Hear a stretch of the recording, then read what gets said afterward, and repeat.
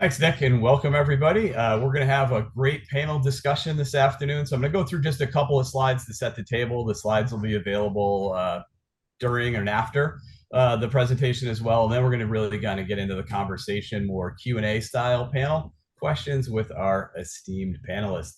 So if you look at, I think I jumped to the slide a little bit earlier, right? You just look at the scale of the problem, right? And what we're seeing from our role at Compass IT Compliance around security and compliance challenges of unstructured data, and you can't protect what you don't know exists. And CJ and I struggle with that day in and day out. And there's also a huge storage and savings perspective when you're just sort of, I think many of us do that with our garages and our basements, and we just keep things that we shouldn't have. And same thing with data. So we'll go through that. We'll talk. But you look, the references here from Dell to Gartner to IDC, really it's something that is top of mind across the industry. And of course, there is one little reference there about AI, and what would a webinar these days be without talking about AI in the space? Next slide is really just sort of a graphic to help you set up the conversation and the questions amongst our panelists, and sort of giving you some references to where the unstructured and structured data is around some examples. I love the iceberg analogy, right? It's just sort of the what we're seeing is much more below the surface than what we're seeing, rather. I think Nick did mention to the Q&A, if you have questions, by all means drop them in chat. We'll take questions throughout. I'll be watching that as we're going through. We talk a lot about governance, risk, and compliance at Compass, and certainly you look at the dollar amounts in GRC just in general, it's skyrocketing. The IBM data breach report that's quoted here, just the numbers that we see, staggering, and something that we're seeing again across multiple clients. I'm going to jump through the next couple of slides just to get through to the conversation, but seeing business concerns across every size, from large enterprise to small and medium-sized businesses. It's all the same. It's just a matter of scale, and that's sort of what we're here to talk about today. I'll save this later. This is not our panelists, but this is just a way to think about. It's not representative of our panelists, right? But certainly same data, different perspectives across different roles within our organizations. And we'd like to try to, this is a good setup for the questions, because really what we're going to try to do today is talk through those perspectives. If you're coming at it from an InfoSec perspective, a data analytics perspective, that typical GRC or an auditor, or wherever your role is, we hope to be able to give you some perspective today around that same data. So I'm going to jump into the questions. I don't know if anybody's raised their hand. I'm going to pick on CJ first, because he's ready to go. Just what you're seeing, CJ, and how you define it in your role from unstructured data in the context of what you're seeing today in your clients in this data-driven world. Yeah, great question. So that unstructured data is it's huge, right? And I know Mike Smith is certainly an expert on this side, and can certainly jump in and help me out, especially as my connectivity seems to be all over the place. So you guys may not even be hearing me, and if so, somebody else speak over me, please. But you start looking at that email, go back to this, you talk about unstructured, the structured, right? Things that have a profile, right? Things that have something that, think about your CSV files, your Excel files, things that have that structure to it. And we kind of know what it lives. We know what might exist in it. It's searchable, right? Go back to AI, as Brian said. We can find the information that's in there. The unstructured is the things that we have absolutely no idea what it contains, what it exists. It's not searchable. And I want to say I've seen a number that's 80% of data in most organizations is considered unstructured. And when you look at what is in your storage, we recently did a scan of 104 terabytes. And I want to say out of that 104 terabytes, you're at your 80% number, right around 80 terabytes of that. Completely unstructured, no control over it, can't classify it, can't identify it, can't tie it back to anybody. And that's the risk, right? And go back to the breaches that Brian had talked about before. When that happens, so I say when X happens, what was compromised, what got leaked, right? We can kind of speak to what happened with the structured data, but with the unstructured data, we don't know. You talk about those emails and what is in someone's email inbox, what was compromised, what was taken, what exists. And I think you just don't know. I think that's the part around unstructured that I kind of lean on. It's just the unknown, and it's frustrating. I'm a control guy, right? I want to know everything. I want to have my finger on the pulse of everything, know exactly what exists. And when it comes to the unstructured, So, uh, it's yeah, so I mean, obviously, right? I think we always start with, having we throw this word, this, insight, getting some insight, gaining insight into what our clients have from an asset perspective, and then, a data perspective and where that data is and how much of that is structured and unstructured. So sort of keeping this through a panel, just looking at my camera, I want to say, Smitty, Michael, you're next, and then maybe Mark, if you want to go through a little bit of your perspective. You got Yeah, it.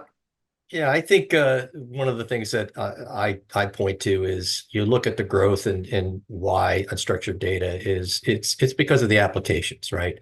And when you look at the new generation of applications that are coming out, the wide diversity of applications, what are they producing?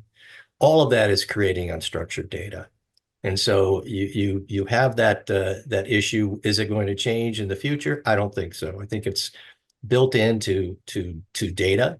I think our future is in unstructured data for the most part, and we're going to be able to continue to see this unprecedented growth in the problems that come from being able to manage it properly.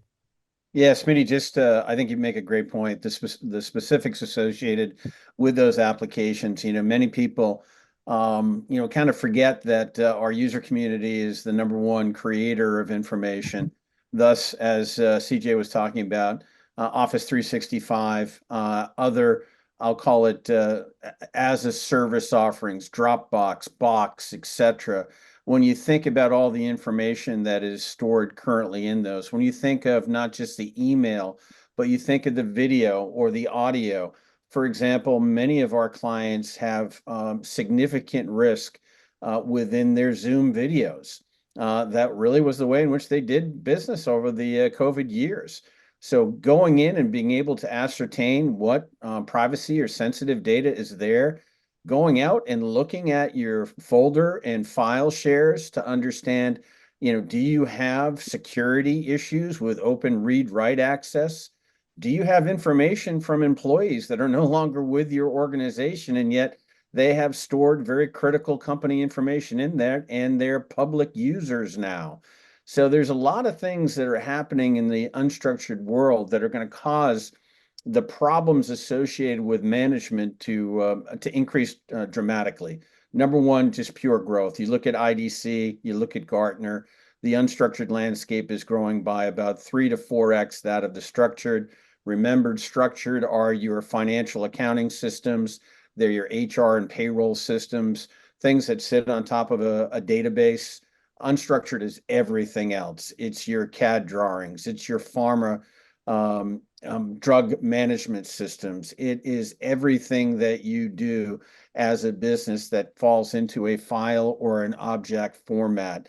So this is where that underneath the Titanic accident occurred. You didn't see how big that iceberg is, but man, did it provide a wallop. And that's exactly where I was going to go, back to that graphic, and we'll share those slides back out, earlier slides, with folks that joined us late. But I think that, when we think about those business systems, those enterprise systems, ERPs and HR systems, we think that's where all of our data is enterprise wide. But all of this ease, once we've moved out of the data center now and we're in the cloud, and the sprawl of applications, as you've said, is everybody's creating data in ways that they didn't previously, right? And where that lives. And I think you both probably, or all three of you rather, touched on our second question, I think a little bit, but maybe diving a little bit deeper into sort of, you talked about the primary challenges across, each of these areas already. Maybe come back to CJ, maybe to talk a little bit about privacy and compliance, or security and compliance around PII and proper usage in some of those challenges. And then maybe Smitty and Mark, you can talk a little bit more about, expand a little bit more on what you spoke about earlier. But I think we touched this question a little bit already, but I'll give you an opportunity to add through it. Yeah, I think we definitely touched on this question, if not destroyed it. But again, I think that's where we are, right? Is there's so many challenges with it. I'm going to come at it from the CISO perspective, right? And it's going to be, how do we protect it? How do we classify it? right? One of the term I use is how do we protect the organization, right? And if we don't know where it is, who has access to it, you go back to what Mark had mentioned about having the open read write on all these files, right? If we don't know what we're protecting, if we don't know where the crown jewels are, right? How do we protect the organization, right? All these different systems you talked about, how many different ways can a bad actor get in, right? And when the bad actor gets in, what do they have access to? And I don't think they care whether it's structured or it's unstructured. Again, I come from the government side, 21 years active duty in doing cyber on that side. So understanding what's top secret, what's classified, right, and understanding what we're trying to protect. We know what our crown jewels are, right? A lot of these organizations, as they start from the beginning as a startup and all the way through their maturity levels, things are all over the place, right? I didn't swear. I did good. I did good, Brian. I didn't swear. You've done good so far, and I didn't say your mantra either about with CJ. There's no wrong answer. So any answer that the panelist gives is right. And I'll just it's sort of in your lane. I just in the chat came in a question or a comment around neglect or poor management around data lifecycle and data retention policies. Right, snowballs into that problem and that accumulation and that figurative garage that we need to clean out. But as I know as part of your role as a VC, so a lot of that is establishing policies, right, around data retention, data governance. And then we look at the auditors to come in and then test those policies, right? Maybe that's a good opportunity to talk a little bit about, that VCISO role and in the importance of policy around unstructured and structured data too. No, absolutely. And I think, absolutely policy is going to govern, right? And we're going to work with leadership to make sure that we understand we're aligning with what your business has and how we're going to protect it and how we're going to classify it. But the other side is think about some of these companies we go into and how many days old are they, right? They're not infant, right? We're not getting them at 1 day old, right? We're getting them 10 years down the road generally, right? When all this data now has been accumulated and is all over the place. And now we're putting these policies in place and these procedures in place, and we're trying to classify the data. And it's great for, as you go forward, hey, here's X, right? Everything going forward, we're pretty good with. We can put a policy in place. We can put a procedure in place. We can put classification standards around it, educate and teach. What about the last 10 years, right? How much data did we accumulate over those 10 years? And did we properly protect it? Does it have open read write? Do we know where it is, right? Can we properly classify it? And then how much work is it to go back and actually do that manually, right? If I stand there and talk to a CEO and say, hey, we have to do this, we have to do it now, we don't have the staff, we don't have the resources, we don't have the money. And what's the true value, right, of us doing that is what he's going to tell me, right? And again, I'm sitting here trying to protect the organization and trying to get us to that point. So again, I guess from my standpoint as a CISO, that's my challenge, right? Is how do I corral that? I can put a policy in place. Can we follow it? I can put a procedure in place. Can we follow it? I can educate, right? Can we actually execute, right? And that's the part from the design phase to the operating phase that I think is where my biggest challenge is, from the seat that I sit in. Yeah, and Brian, on that note, CJ just nailed it. Whether it's a 100-year-old company or a brand new company, information needs executive leadership to define and set policy and governance rules. But where we come in and why our relationship with Compass is so unique, I think, in the marketplace is through CJ's virtual CISO program. That I'll call it executive smarts, that executive, questioning that is aligned to the business outcomes, then gets inputted into an automated smart engine, which is our Congruity 360 platform. That provides the automation, the workflows, the auditability from a governance perspective. When nefarious third-party events occur, how do you immediately recover? How do you immediately identify? And how do you immediately remediate so that they don't happen again? That automation, like all software, is taking, very smart people-based processes and turning into an absolutely 100% repeatable process that is there, whether CJ's there or not. And this is something that we've really excelled in, this kind of 1 + 1 = 3 scenario. CJ's business and assessment, and then qualitative and quantitative ability to define and create policy and governance for both security and compliance, and then the Congruity platform to basically automate and ensure that that process is there and growing and learning with the organization forever. It's almost like my teenager homework analogy, where I ask if they've done their homework. They always say yes, and then when I say, "Can you show me?" they I'll be back in a little bit, right? So the policy is, Crickets. hey, I've done it, but show me that you're following it, right? Yeah.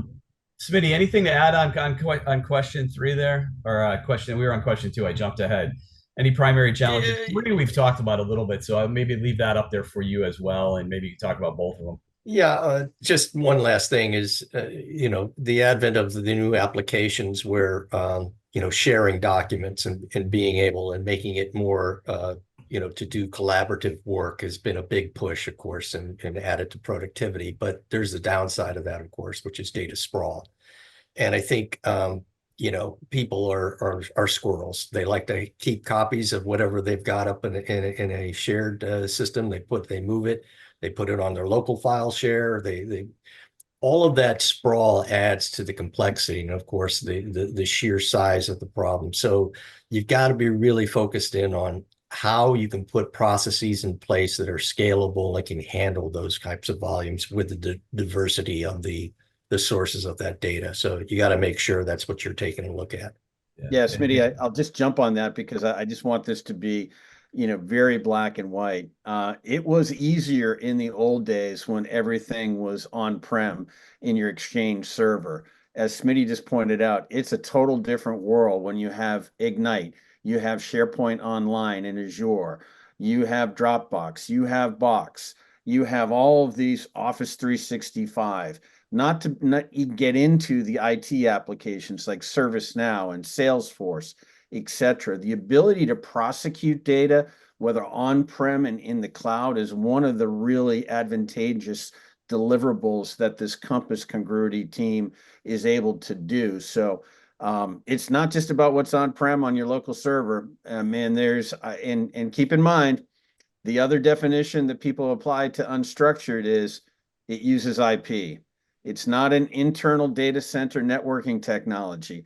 It's it's the internet. It's Ethernet. It's all the way in which the hackers and the bad people get an opportunity to get into your system through an email hack or another event because it's IP.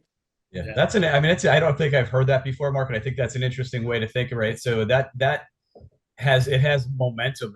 There's something to think about, right? In a good way for non-technical people or something to relate to, that it has freedom of movement because Yep. of that IP, right? So more easily than those traditional things that we might have come up, thinking about, right? So that's an interesting way to frame that. And I want to just, as we look at question 3, I know we only have 40 minutes left to talk about the impact of breaches. So maybe we could, we won't spend the next hour talking about everything that's going on in the world, but maybe just touch on what you've seen, from your side, Mark and Smitty, a little bit about some of the breaches that have, had real sort of data centric impacts of late, without going down the whole list that changes daily, right?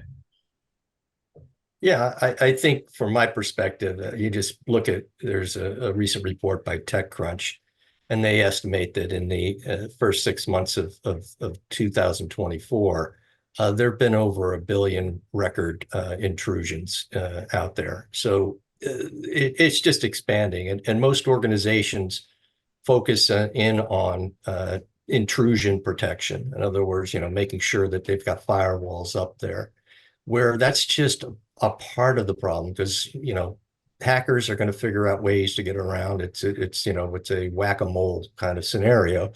They're always going to be figuring out ways to get around data intrusion protection solutions.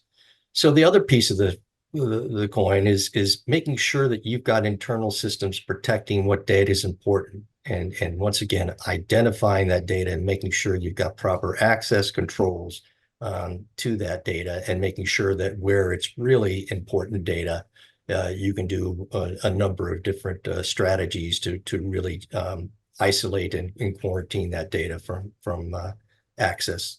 So it's just a little bit different focus. Yeah, I think Brian, one of the kind of the I'll call it as much humor as can be derived from the statement, but it is truly the right statement. Why do people rob banks? It's because where the money is. Why do people hack into organizations? It's because where the money is. If you recognize in your landscape that your company has valuable assets that people could use against you or even with you, You need to know where they are. You need to know who owns them. You need to know if you have the security associated with protecting them. And you need to have a process that isn't people-based, it's process and technology-based to ensure that that happens 7x24, 365. Because the other guys are working 7x24, 365. They've got teams, and I wonder too. And then sort of the next question is more compliance into the regulatory world that we can all sort of discuss. But in the state of Massachusetts, you see the Attorney General's office has a database where they're keeping an update of all of the breach notifications that they've received, right? So, when Smitty quotes the numbers about how many billions of records, right? Just one state, you can go and see the running tally of Massachusetts residents, and now with the SEC and the filings, we're starting to have more visibility, right, into these type of breaches and the sheer scope of the data that's being impacted. We've talked a little bit about sort of the regulatory or the compliance space. I'll throw it up there as a softball. Each of you wants to take a shot at alphabet soup, Mr. Compliance. Go ahead. Yeah, I got a first line for it. And again, I'll go back to how many privacy regulations have been implemented since GDPR came in what, 2018, I believe is when GDPR came out. I think it was June, July. I think every state has their own privacy regulation now, right? And you start using the word compliance, and Brian knows my line. I really don't care about compliance, right? I care about security. And I really believe that if you do security the right way, that compliance takes care of itself. Right. And I really believe that in 2024, security enables business. Right. I don't care what company you work for. If your security program is not at this level, you're not going to be able to continue to mature and bring on those other logos and grow and truly grow your business. To work with a Fortune 500 company, I don't care if you're 9 people or you're 500 people. Right. You've got to be able to have a program that's commensurate with that company. And that goes back to compliance now. Right. If we get a questionnaire or you get a DPA, and you have technical and organizational measures that you have to comply with from that company, right? You can't say no, right? So do you have it or do you not, right? And how do we say yes, right? How do we enable your business? And we can't have leadership coming to us or sales coming to us saying, hey, we've got this opportunity, right? And the answer is saying, oh, you gotta say no, you gotta turn down the business, right? We have to make sure that we're ahead of it, right? So understanding your business, the data that you're collecting, the data that you're processing, how it's accessed, where it is, are we limiting access? Do we have those controls in place? Are we living by the principle of least privilege, right? Are we actually doing what we say we're doing? When we say, yes, we're doing that, so you can sign the contract, right? That's the part that I care about, right? I don't want to get, I'm a trust but verify. I have trust issues, right? I don't want to say no. And I'm not going to say no on someone's behalf, but I'm not going to say yes if you're not doing it. And those are the pieces that kind of align back to this. It also makes it difficult because we're living in a world, and I go back again, you'll unfortunately hear me go back to my previous life numerous times. But for 21 years, I could say, no, you can't do that. No, you can't do that. No, you can't do that. You're a classified system. It's closed, right? You can't get into it. It's not necessarily generated or accessed by IP, right? It was closed. It's easier. And if you did get in, right, you're stuck in there, and there's a force field, and people are gonna jump right up on you. Now we're in a world where we try to say yes, and people and organizations want to be nimble. They want to be able to move quickly and share information quickly. It's all about time and speed and employee experience. So how do we say yes in the most secure way, right? I think that goes back to I'm going to lean on question number two again, is another challenge, right? How do you stay secure as well as operationally nimble, right? And being able to share data and communicate, right? They don't necessarily align. Yeah, CJ, you're spot on, and I'm going to reuse your security versus compliance comment. I think it's absolutely correct, and I'll share you one for one. One of the things that many of our clients, and in fact you've seen it yourself, is backup versus recovery. Are you focused on backup, or do you just care about recovery? Well, you care about recovery. How you actually have the ability to do it is, you can choose a myriad of different ways. The really frightening thing that we uncover when we go in and identify and qualify the unstructured landscape on our clients is that they may have upwards of 60 or 70 copies of the exact same file. So from a security perspective, not a compliance perspective, why do you have 60 copies of the same file? You can reduce your attack surface. You can reduce your storage cost. You can increase your network productivity. by just knowing how many copies of the same file you have without even getting into data retention policy management, without getting into trivial data management. Why do you have 67 copies of the same file? It's a risk and it's costing you money. Because it's easy. We all right. We're all sharing and collaborating, right? So all of these applications that Smitty's talked about, right? All of this sprawl and these new things that users, our end users, have access to, that are supposed to make it more collaborative and reduce that, Mark, I think has fueled it, right, to some degree, right? That 60 copies, we should all be sharing that one copy, but we end up having, 60. It's amazing when you start to peel back and see what you see, utilizing the platform and being able to see that. I think it's eye-opening, right? It's insightful for those clients, those customers to say, oh yeah, we do have 60 copies, right? You show in the report and you can see that. So Brian, one last thing there, because it's actually timely. This kind of notion. I just had a partner kind of do this assessment. We call it a smart data assessment. And 3 of their clients had a Q4 backup recovery or refresh licensing event taking place. Each of the 3, we were able to show that they could reduce their licensing and thus their cost by over 40%, while improving their attack surface, while improving their privacy and sensitive data protection. So this isn't just, I'll call it nice to have technology. If you want to save money, protect your data, be a compliant organization and a responsive organization, to CJ's earlier point, you got to know what you have. And once you know it, you can implement technology and vCISO services to really put a protection around your critical information and your brand. Yeah, there's certainly a Lord Kelvin quote in there somewhere, right? You can't protect what you can't measure, something along those lines, right? I'm gonna jump ahead. I know we're just looking at time. I think we've kind of covered the regulatory and compliance areas. Anything additionally, CJ? You talked about GDPR, so I think on this question we're pretty well versed on it. I don't see any other questions coming in chat, so let's kind of press. We started to talk a little bit about data classification and the importance and the criticality of sort of that, right? And we sort of touched on that a little bit, but maybe dig a little bit deeper into the value. We started to talk a little bit, Mark, about that value. Maybe there's another opportunity to go a little bit deeper with the answer to this question around why data classification is so critical in helping to begin that management process of unstructured data, right? Yeah, once you identify the data, the natural progression is classification. So classification is creating an attribute to the data. It's a value to the data, a relevance to your business, your application, your outcomes. I actually have to give, kind of acknowledgement to the 800-pound gorilla in this space, which is Microsoft.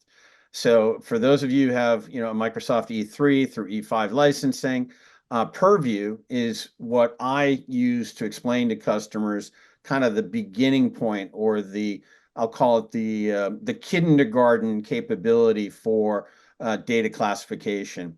Purview does a great job for Microsoft only files. Oh, wouldn't it be great if we only had Microsoft only files? We don't. We live in a heterogeneous world. But the concept of being able to assign value once you've identified data and treat that data differently from a protection, from a cost, from a security, from an availability perspective is a game changer. And I'll harken back to, 20 years ago, 30 years ago in my early career, ERP systems, SAP, Oracle Financials, all those systems, which are structured data, had the ability to do exactly that, classify the data to protect the core. We're now bringing the concepts of 20 and 30 years ago into this unstructured wild, wild west world. And the combination of smart people and technology has proven to be a good, I'll call it, fighting force against the powers on the other side of the equation. It's superpower.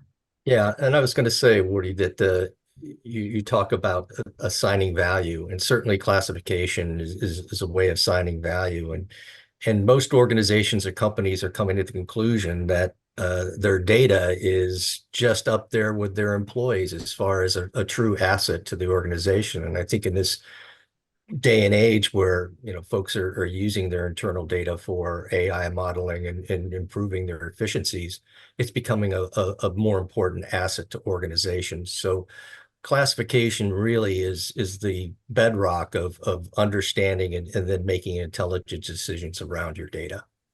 Yeah. Yeah. And Go to add ahead, on no, to go ahead, mine CJ. real quick if I can. So, again, there's two parts, and I'll say I think this part's easy, right? Policy is easy. I can tell you that, hey, your PII, your payment card information, sensitive organizational information. Now everything seems to be PI. It seems to be PII. But it's easy for me to sit here and tell you that's critical and that's sensitive, and you got to protect it, right? And from an unstructured standpoint, how do you do that, right? Where do you start? Is it Yep. search, right? And if you've got 115 million files, which is probably on the low end for most companies, right? How do you search that? How do you search all that data and actually put a label on it, actually classify it, actually restrict access? And that's a struggle that I'll be completely honest, I have, right? Is Yep. I can put a policy and a procedure in place, and I can tell you when you see it, you'll know it, right? When you see it, that's critical and that's sensitive. But what are you doing with it, right? How are you protecting it? How are you labeling it? And where do we go from there? That's the part that I truly struggle with. And I think you talk to any organization, we're not doing that manually. I'm not putting it on every single employee to go through all their files and understand and inventory what they have, right? We don't have time for that. We're here to make money. That's not making us money, right? So how do you that gap, right? I'll pose that question out. Well, yeah, I think you might have seen the questions because that's sort of the next sort of the next segue into the area of right. So we've set up the problem statement, right? And then people always want to know, everyone you talk to is like, oh, I understand that. Once we understand the problem, what are those strategies, right? How can I be effective in managing and classifying that unstructured data? And maybe I'll throw this one to Smitty. I know we introduced you as director of partnership, but I think that belies your technical acumen. And we talked a little bit about AI and modeling, and maybe as you think about the strategies, right? So give us some of your sense of where do they start? What do they do? Where do they begin, right? Effectively. Well, yeah, I think, I went recently to a conference. It was AI on Wall Street. And the chief data scientist for Capital One was giving a presentation on how he prepares his data for modeling. And he says it all begins and starts with understanding the DNA of your data. And he called metadata the DNA of the data. And when you think about it, it is the most efficient way of understanding. You've got a fingerprint of the data that gives you a lot of really important information. It proves the provenance, who owns it, who has access to it. All of those things can be detailed. And processing files on a metadata basis versus having to go through physically and look at the individual content is way more efficient. So just to deal with the massive amounts of information, you got to start first paring down the problem and identifying areas you need to focus on. And the best way that we know how is taking a look at that metadata with a really efficient methodology to go ahead and take a look at it. So I highly recommend that, you start in thinking first about just taking a high level look at your data and using metadata to do that. Yeah, and just start with a sampling. There are over we're currently at 35 different file and object attributes that we are able to discern within this assessment. The assessment only requires a VM next to the data, whether that be in the cloud or on-prem, and is the way to do that very quick, immediate, I'll call it, in this world, people want immediate gratification. Well, with this assessment, you immediately know the results of what is your data, how frequently do you use it, who are the application owners, what type of file type is it, what's its relevance to the business, et cetera, et cetera, et cetera. Does it have open read write access permissions available to it? Is the employee owner no longer with the company? All these things that you can then use, and CJ's team uses to create the appropriate protection mechanisms for your organization. So highly suggest you contact Ryan and CJ on that, because that's something that we in the team get in and out in 3 days.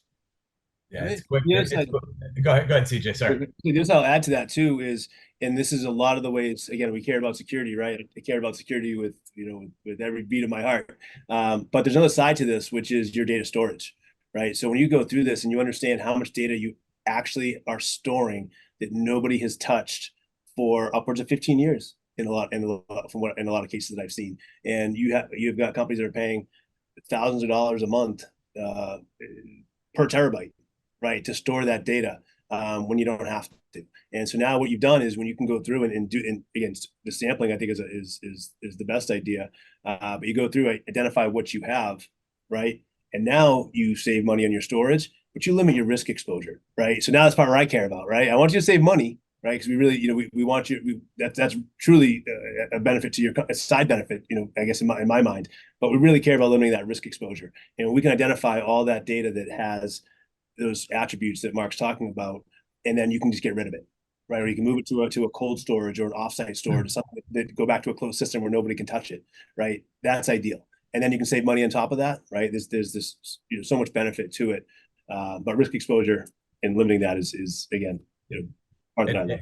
And I'll just add, you mentioned your past life and your service with the Coast Guard as a former Air Force guy. We both love acronyms, right? And the one that I'm hooked on now is this ROT, this ROT. I've tried to get Nick to create T-shirts, the got rot, but I think the milk industry might have a copyright or something on trademark on that. But it really, ROT is redundant, obsolete, and trivial data, right? And that's, I think you and I, CJ, come at it from a security perspective, but there is that risk reduction, there is that cost savings and storage, and right. And all of that, identifying that is sort of getting started, which I think is sort of segues us to the next question, right? What is that starting point? And sort of, I know, CJ, you've been to the doctor recently, chasing some medical issues, but maybe there's an analogy for that starting point for where do we start? How do we start? And what is that? I don't know if Mark or Michael, you want to take a shot at answering a starting point. We've sort of danced around it a little bit, right? Is that inventory, that insight, but I'll let you guys go. Yeah, for my 2 cents, I've had a lot of our clients, for example, start with their HR data. Why? Because it's prone to risk by third party. It probably is one of the locations where you have the most PII data. It's also a organization or a file and object environment that has a lot of transitions, in it in terms of employees and consultants and whatnot. So I usually ask folks to kind of focus there, and we find that there is a immediate and significant yield associated with that file assessment. From there, and again, this is an assessment, as I mentioned, is kind of a 72-hour scan, analyze, report. That data then becomes I'll call it a indication as to what your entire corpus looks like, but it actually provides you evidence based upon not PowerPoint. It's actually you're looking at your own data. And traditionally, what we find is in all of the files that you're keeping. So I start with a file or a folder structure that you think or you have risk in, and look at that, and 72 hours later you're in a position to say, okay, what do I do next? Yeah, I agree. We've had examples of working with large manufacturing companies, one semiconductor company that, of course, their pain point is all around their designs, and they wanted to make sure. So, focusing in on a key area is always, you do a triage and you look for the real main pain point. But yeah, it's absolutely go ahead and improving it. And then more importantly, just the additional savings that you do getting rid of the rot can also fund those compliance projects. You can make the case that, hey, I'm saving money here. Let's spend it on really treating our data right, getting the hygiene in place and getting the security set up properly. Yeah, no, nothing to add from me on that. I think I completely agree with that starting point. The one thing I will add for anybody who's on here or anybody who watches this on our YouTube channel or finds it somewhere else is know the way to your CEO, your CFO, your COO's heart, right? It's money, right? So if you can present it from a cost savings, right? I think it gets you in the door in the conversation. And again, when you start going and limiting the risk and all the extra benefits that comes from actually removing, getting rid of that data, huge benefit. But if you know the way to your CEO's, heart, which is generally money, I think so, and cost savings, I think you can get these other pieces done. CJ, you're spot on, because industry says that 60+% of infrastructure spend occurs in the final 6 months of any year. So if you're like most companies, most of your infrastructure, whether it be cloud, compute, storage, networking, backup, etc., most of that spend is going to occur within the next 5 or 6 months. As such, if you have an opportunity to do a quick assessment as to determine, do you really need more, or do you need to do better protection, better security, better policy management? We had just recently had a very large company that identified a 7-figure savings associated with a 72-hour assessment. And I think it's a good setup between Mark and CJ on the way to your CEO or COO or CFO's heart, right? Is, that risk reduction and that cost reduction, but also having that conversation, right? So the way to their heart, but also to the way to their office and having a conversation. Oftentimes the CFO might say, well, last year we bought firewalls, or Mark, to your point, we spent X on these things last year.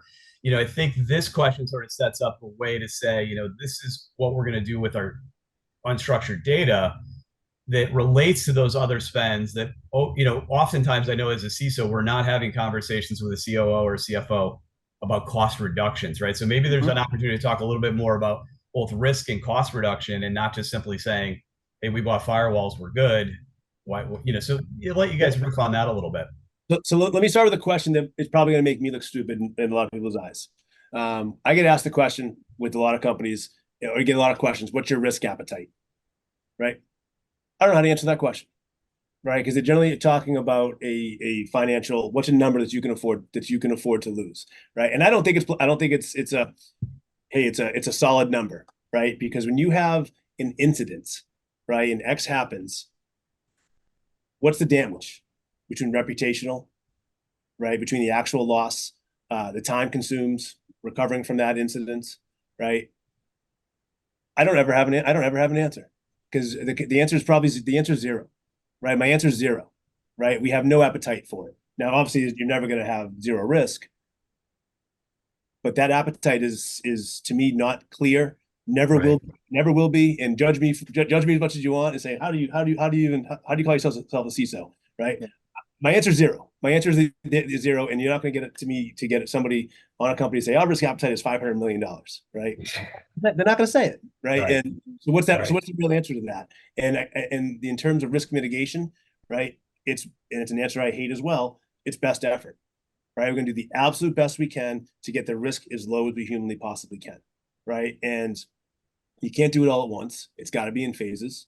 Again, it comes back down to effort. I don't care what acronyms behind your name, how much studying you've done, certifications you've got, school you went to, right? If you're not willing to put in the effort to lower that risk for an organization, right? None of those things matter, right? So risk mitigation comes down to effort. And I also use the term of, if a tree falls in the woods, I want to know about it.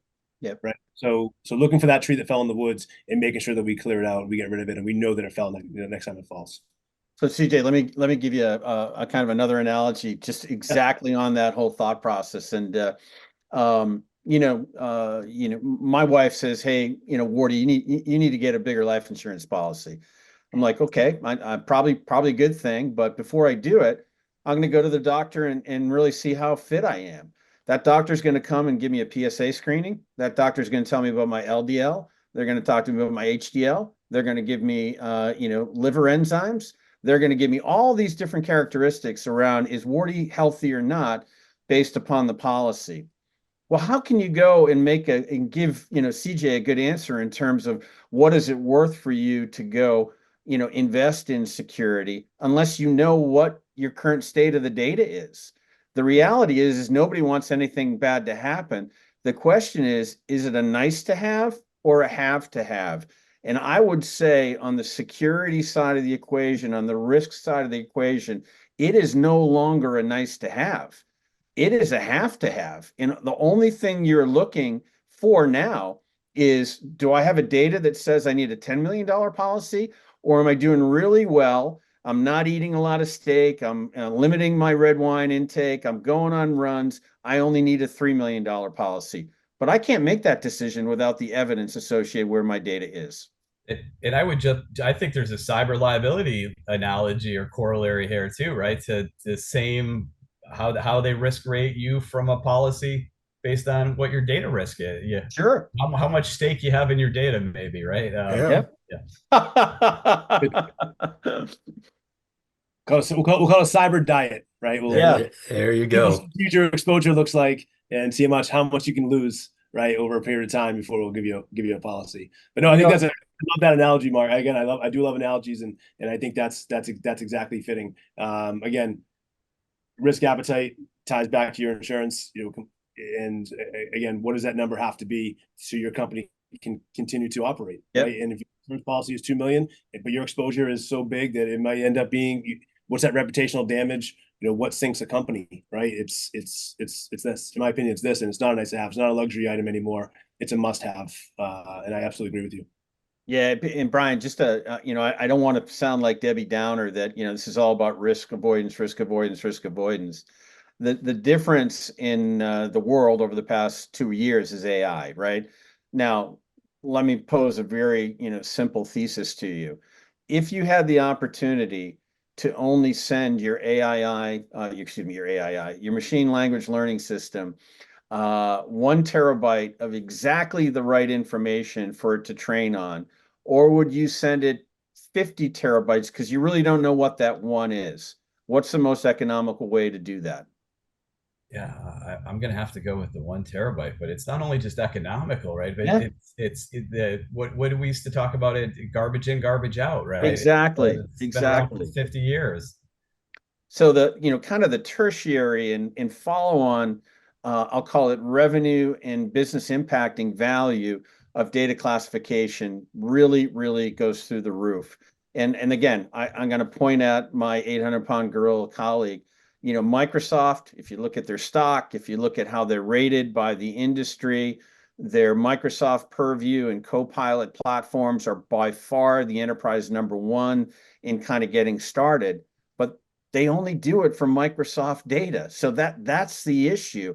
I want to be, and I think we want to be, the Microsoft of the virtual CISO and data classification world for heterogeneous client data. Good goal. I like that. I think we're about 10 minutes out. I don't see any other questions coming in. I'm gonna just go look at the next questions and we'll just kind of open around. I think we've talked about, case studies was sort of one of the things. Are there any examples of real world or effective unstructured data management things that you've seen? I think we've sort of talked about a little bit of those. CJ, you started with sort of a scan that you've recently done, and I know Mark, you've been talking about sort of your experience. I'll give you guys a minute to think if there's anything additional. I know Nick has some links to some collateral we have on our webpage that we can share with folks, but just give you an opportunity to sort of think this through a little bit as well, if there's anything that you want to add. Yeah, I'll tell you first, I'm doing everything I can to avoid being a case study. Right. My goal is to not be a case study. And I think, when you go back and I would probably say I pride myself and try to teach my kids to learn from others' mistakes. Right. Let's make sure you see somebody else make a mistake. Let's not make that same mistake. Right. Let's learn from what they've gone through. But I think we're all Debbie Downers. Mark talked about that, right? We're all CISOs and security people that start from something bad has happened. So we'll have to look for a case study that says this is an example of proactive goodness versus what you should have done beforehand, right? Yeah, well, and I think those case studies, though, I think they're on the news every day, right? I think seeing what happened with Blue Cross, seeing what happened with Stewart Health, seeing what's happened with healthcare. Right. And again, unfortunately, I'm calling out healthcare systems all over the place. But we've seen it with a lot of these different cases. And again, you go back to the ransomware, and I can't help but go back to what happened with MGM last year. And I think that there's so many case studies out there. Of whether it's within this space or just cyberspace in general, for mistakes that go back to CrowdStrike, 10 days, not even too soon, I guess, but that's a QA. That's our next webinar. Process, right? Yeah. It's third party vendor risk is join us next month. Yeah.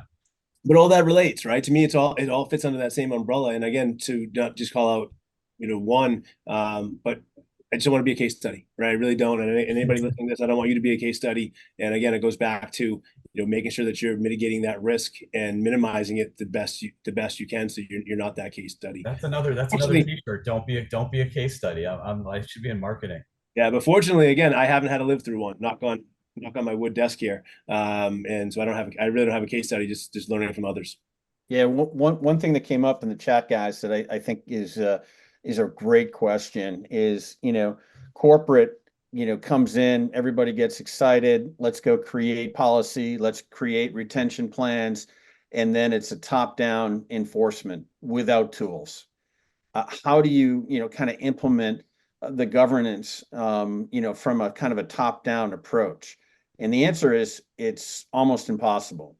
What we have decided to do is to give the tooling actually from a policy perspective down to the actual user. So there's a capability within Congruity's platform called CDM Hub, which is an end user ability to actually comply with corporate retention policies and procedure, and thus get a scorecard by employee of the retention policy enforcement, quarterly, yearly, whatever the cadence you want. Where at the corporate side, it's just very hard to regularly measure, I'll call it, personal data ownership. And we fortunately have had an experience of rolling out this solution to one of the world's largest manufacturing companies at a tune of over 200,000 users that are governing and managing retention policies set at a corporate level, but implemented and measured at the individual employee basis. So to the question on the chat, there are answers, and we've got our variety of them, and they seem to be very applicable both at very large companies, down to law firms here in the Boston area that have 200 partners that are being managed by the same policies today. And Mark, I just can't help but recognize, I think, 40 minutes ago, you said, that the bulk of unstructured data is created by those users, those end users, right? When we go back and we look at how much of that data is produced by, boy, it makes sense to have them be responsible for sort of managing it and being compliant, right? So sort of tying that knot together of, the users are creating it, give them the tools to see it and comply with the policies, right? So they can sort of manage their own environment. I think it's a neat way to sort of wrap that together. Smitty, anything you want to add? I know we're right about 5 minutes out on that. I think our last question is around AI, and I think we've talked about AI and ML a little bit, but I'll sort of give it to you to sort of add some technical flavor there if you'd like. Yeah, I think once again, I view the story around AI and ML is just the same story that you have about valuing data, and it plays through whether you're using it in an AI model or whether you're using it internally corporate to drive decision making. And it really is having in place data hygiene. So as you say, good data in, good data, good results on the other end. It's just staying that true all the way through. It's just now putting in tools that are industrial enough to handle the amounts of data to make it more efficient and drive out all the cost of having manual intervention. So, and certainly from the prospect of being able to harness AI and ML to help manage data is something that we're involved in. So our, on our part of our platform does content analysis and uses machine learning and AI to drive and find that information to drive better outcomes. So it's kind of a dual-edged story here. You've got the ability to feed an AI model that's going to help your organization, do better things, have better outcomes from a business perspective, be more competitive, and then also harnessing it internally to help you manage the issues and problems that large scale data represents. Last one, Brian, on my side, and it really goes back to a comment, CJ made to me a number of months ago. It probably comes from his service to our country background, which is measure what you expect. So this concept of doing a one-time, kind of services engagement to do what I think Smitty refers to as clean up on aisle 3 is really not the approach. The approach, and it goes to the gentleman's question around how do you enforce employee behavior, and it's by giving them insights on a regular basis to their performance against goals. It's about giving them the tools then to remediate data outcomes on their own systems without operator intervention or administrative overarching policy gains. Nobody knows better than the employee what information they need to retain close to them and what type of protections they need to have. Give them the information, constantly give them the measurement against goals, and allow them to have a, kind of a participation in the process, I think is huge. Yeah, it's the awareness, it's the understanding, it's the tying that together. I love that. I think that's the cherry on top of this webinar, Mark, is sort of the give the tools and what we're trying to push forward here. So I'll give you each a minute. We got 2 minutes left, so maybe 30 seconds for each of you, CJ, Mike, and Mark. Any final thoughts?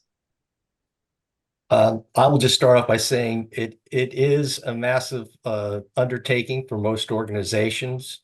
My suggestion is always, you have to start. So you pick an area, as Mark said, pick an area to triage, go in and prove your methodology of what you're going to go do, and start on it. In the meantime, also alert the other stakeholders in it of all the benefits that are happening. And then once again, being able to bring that dollar savings, by good data hygiene, by good data management is going to take you a long way to getting, what you want to done accomplished. Yeah, mine's simple. Organizations just have to answer the question: is data security, data management, compliance, I'll call it optimization of infrastructure assets. Is it nice to have or is it a have to have? If it's a have to have, to Smitty's point, let's get started. The best way to get started is identifying where the risks are. Yep. Yeah, and I'll piggyback on that one again. Brian used my line. There's no wrong answers, right? The only wrong answer is to ignore it. Honestly, you got to start somewhere. Be inquisitive. Get all the information, right? Don't ignore it. And then, to Smitty's point, start, right? Start somewhere. Start in small doses. Don't try taking the whole thing on at once. Start a sample. Find the right folder structure, the right department where you want to start. But you got to start somewhere. And again, one step at a time, you'll gain momentum. And then all of a sudden, you're going to have complete control over your data. You have a data classification system, a data retention program, and it's all going to align. And it's the analogy I'll use is when you have a lot of money in your bank account, you're checking your bank every day, checking your account every day. If there's nothing in there, you're not opening it at all. But if you get control, you're gonna feel much better about yourself, and again, be proud of what you've accomplished with it.